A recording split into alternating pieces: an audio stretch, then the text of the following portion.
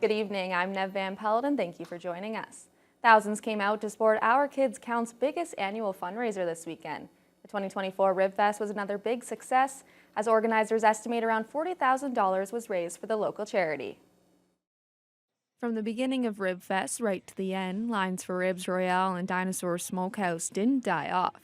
Organizers say thousands were out over the 3 days, and the event was another roaring success. This has been a fantastic weekend. I mean, we've been so lucky with the weather that we've had. It's been nothing but sunshine all day, every day, which is awesome.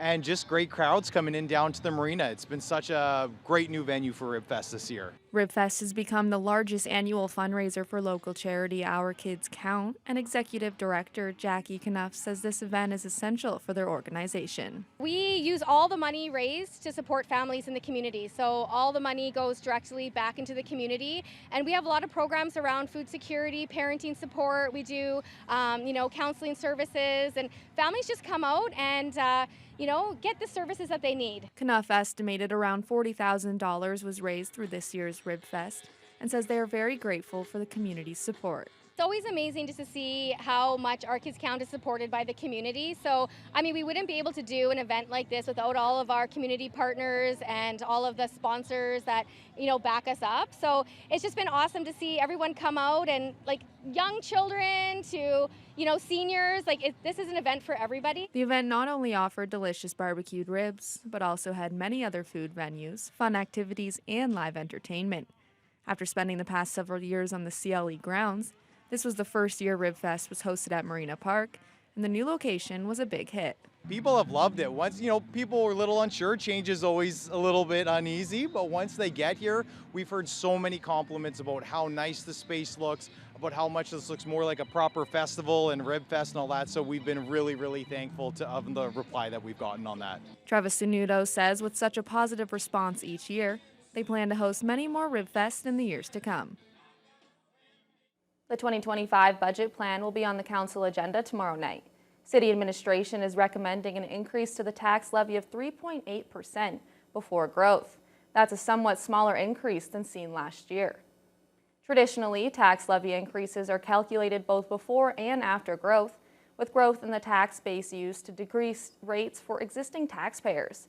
This year, city staff are instead suggesting the city stick to the before growth number of 3.8% and invest a projected $1.1 million of assessment growth into the community.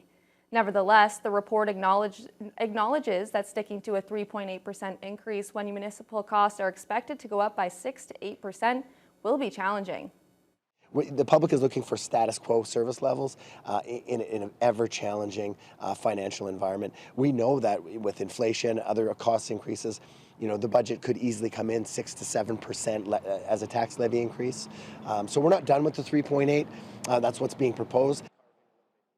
Hamilton notes that the current proposal only covers the portion of the budget under direct city control and would not include outside boards and agencies, such as the DSAB and police, which made up roughly 40% of the city budget last year. When council approves the budget direction, it will only be the first step in a months-long process. Thunder Bay's Chamber of Commerce wants more skilled immigrant workers in the north and are calling on the province to make it happen. Based on current population trends, it's estimated that 100,000 people need to move to Northern Ontario by 2041. The Thunder Bay Chamber is now collaborating with others in the region. They're asking the province to allocate 3,000 skilled immigrant workers for the north every year through its immigrant nominee program. President Robinson says this will counter the current trends. So every year it gets a little worse, right? More people retire, but we don't have the people coming in to take those jobs. So every year it gets a little bit worse, which is why now it is such a massive gap by 2041, 100,000, because every year that we delay in bringing in new people is just adding to the problem. The province's program allocates immigrants based on specific job demands. We now know that the new Cultural Learning and Community Center in Pikangikum is going to look like. Federal Indigenous Services Minister Patty Hajdu issued a media release on Thursday announcing that Ottawa will be providing $17 million from the Green and Inclusive Communities Building Program. Officials with the Independent First Nations Alliance, which includes Pikangikum, have now released digital sketches of the impressive building. There's no word yet on when construction will begin or when the project will be complete. The Cultural Learning and Community Center will have daycare services providing holistic supports for children and their families. It will also host an adult learning center supporting education and skills development. The building's other purpose will be to serve as a community center, providing a wide range of recreational opportunities for residents in the remote First Nation. The facility will include geothermal heating, photoelectric lighting, and solar panels installed on the roof. It will be built to net zero carbon design standards and is intended to be welcoming to the whole community. Borderland Pride made it their mission this year to enter a pride float for this year's annual Emo Fall Fair Parade, and last weekend that mission was accomplished. Borderland Pride co-chair Douglas Judson says the public had a mostly positive reception of the Pride float, which carried the slogan, "Make Emo Gay Again." Roughly a dozen Borderland Pride members were in parade, and the Pride float took second place. Judson says he hopes the group's participation conveyed a message of we're still here, we're still working on these issues. And he says Borderland Pride wants more residents to know that Pride is for them and they're welcome to participate in it. What I want people to think about as they see us in the parade, they see that we're part of the community, that we're contributing something positive to a local event that I think people are proud of. That pride is something that can be of value to everyone, that it projects a positive self-image for the community, that it makes the community a more attractive place to live. 4 years ago, Borderland Pride asked Emo Council to change its May 2020 decision to not proclaim June as Pride Month, but the council refused. The Pride organization then filed a complaint with the Human Rights Tribunal, and decision is expected later this year.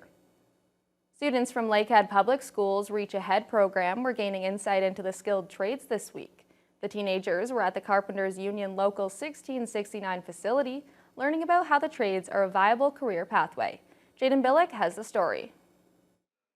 Students entering grade 9 in the upcoming school year have taken advantage of this hands-on learning 3-week family studies orientated course and will gain a full credit towards their future high school careers. This course is set up to be primarily a culinary-based learning opportunity. However, Student Success Lead for Lakehead Public Schools, Megan Smilo, says they're grateful for the Carpenters Unit and other organizations for their participation. So they're being exposed to some life skills in terms of safety in the kitchen, preparing meals, shopping for meals, that sort of thing. But we're weaving in some other experiences and access to community resources. So the health unit, Roots to Harvest, other organizations are also coming in and really giving kids a wide range of experiences. On this day, students were working with their carpentry mentors, building a wooden flower pot, which will be sent to their schools, branded with their names on it. Evan Bolduck and his peers will be entering their grade 9 year at Superior Collegiate. He says these past few weeks have really opened his eyes for what he wants to do in the future, and notes that he will indeed be making dinner for his parents more often. So we first started off with our knife skills and how to cut certain foods and our proper way to use a knife. And well, right now we're learning how to use different tools and how to chop wood. So what's your favorite been, kind of the culinary side or this kind of side of it? This kind of side so far, yeah. Do you see yourself doing something with carpentry in the future? Most likely, yeah. The shortage of workers in the skilled trades has been an ongoing issue for quite some time. The number of vacant positions is only projected to grow by the time these students graduate from post-secondary over the next 5 to 10 years. What we really want to do is give the students the knowledge so that they can consider a skilled trade as a possible a career path as they go through high school and take the proper courses. If that suits their interests, the skilled trade pathway is 90% hands-on learning at with an employer, and so we just want to just get the students start considering skilled trades as a possible viable career. For anyone wanting more information on these types of courses, you can find it on the Lakehead Public School Board's website. Jaden Billick, TBT News. As a way to give children and youth from Fort William First Nation a positive start to the school year, Trends Hair Studio hosted its annual back-to-school event, which provides the students with free basic haircuts. Volunteer hairdressers from Trends, along with students from New Wave School of Hair Design, dedicated time this afternoon to give the youth, who were from junior kindergarten to grade 8, a cut or style. The event started back in 2018 as a way to give back to those who might not have the means to get a new haircut for the new school year. Trends and New Wave co-owner Cosmo Manella says along with giving back to the community, the event also benefits its volunteers from New Wave as they're able to gain more experience. I'd rather them do most of the hair than myself, just to get them more experience and me supervise, so just to see what they're doing right and wrong. It makes me feel great, you know, and it's a good honor to do this every year, you know, and it's good for the community too, and for our businesses as well, for New Wave and Trend's Hair Studio.